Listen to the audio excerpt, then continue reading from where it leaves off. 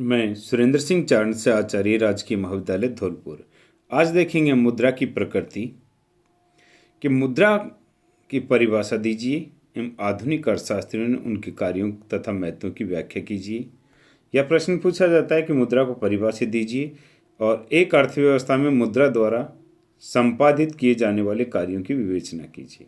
मुद्रा का कार्य या मुद्रा की प्रकृति, कार्य एवं महत्व की व्याख्या कीजिए। इस तरीके से हमारे से प्रश्न पूछे जा सकते हैं इसमें। अब इसमें देखते हैं मुद्रा की प्रकृति, कार्य एवं महत्व। मुद्रा की का अर्थ स्पष्ट कीजिए तथा मुद्रा की प्रकृति, कार्य एवं महत्व की विवेचना कीजिए।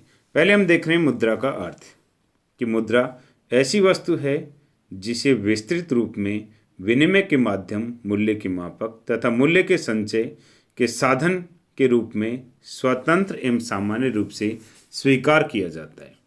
यानी जिससे कि किसी वस्तु का मूल्य माप सकते हैं, मूल्य का संचय कर सकते हैं, उसे इकट्ठा कर सकते हैं और स्वतंत्र एवं सामान्य रूप से सभी स्वीकार करते हैं, कोई उसे मना नहीं कर सकता लेने के लिए।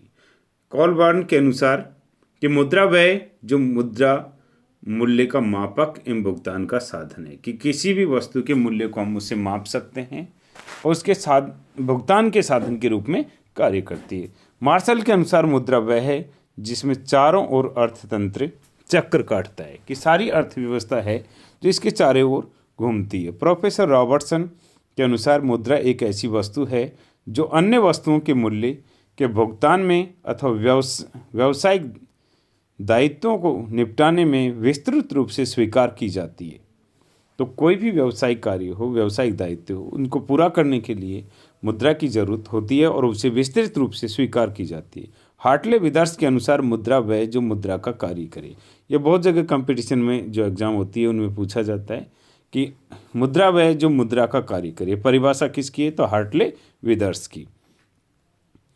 सेलिंगमैन के अनुसार मुद्रा वह वस्तु है जिसे सर्वग्राह्यता प्राप्त है, यानी सभी लोग उसको स्वीकार करते हैं, कोई इसे मना नहीं कर सकता। प्रोफेसर कॉल के अनुसार मुद्रा केवल क्रय शक्ति है जो वस्तुएं खरीदती है, कि मुद्रा एक क्रय शक्ति है कि जिससे किसी भी वस्तु को हम खरीद सकते हैं। उपयुक्त परिभाषाओं से स्पष्ट है कि कोई भी वस्तुएं जिसे विनिमय के माध्यम, मूल्य के मापक या भुगतान के रूप में के मापदंड या मूल्य के संचय के साधन के रूप में स्वतंत्र तथा विस्तृत तथा सामान्य स्वीकृति प्राप्त हो, मुद्रा कहलाती है।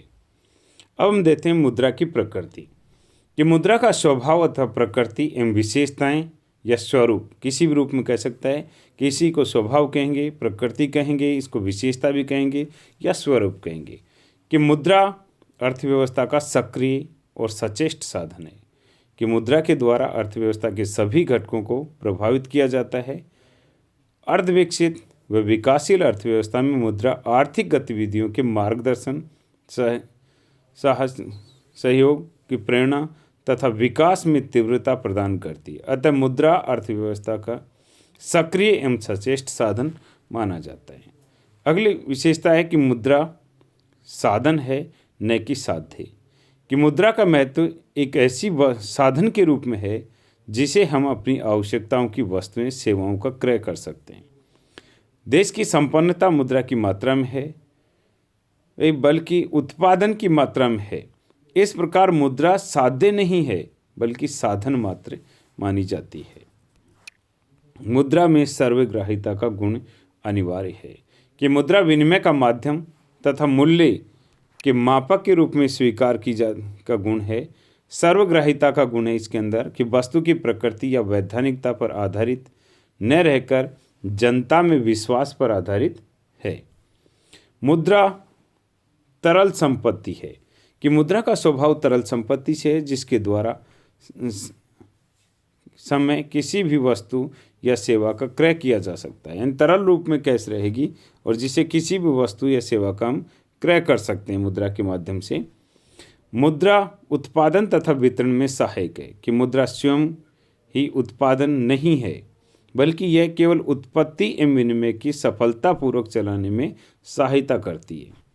कि मुद्रा की उपयोगिता में भिन्नता, कि मुद्रा की उपयोगिता समय, स्थान एवं परिस्थितियों के कारण बदलती रहती है। आत्मनिर्भर तथा पिछड़ी अर्थव्यवस्था में जहाँ की विनिमय का अभाव है, मुद्रा का महत्व कम होता है। लेकिन औद्योगिक विकसित तथा विकासशील अर्थव्यवस्था में मुद्रा एक महत्वपूर्ण घटक मानी जाती है। तो मुद्रा बहुत ही उपयोगी होगी। मुद्रा का सरकार द्वारा नियमन एवं नियंत्रण। मुद्रा आधुनिक युग में मानव की सामाजिक, राजनीतिक तथा आर्थिक जीवन में बहुत ही प्रभावित करती है। अतः एक लोक कल्याणकारी राज्य पर मुद्रा के प्रचलन, विनिमय तथा नियंत्रण का उत्तरदायित्व आ जाता है।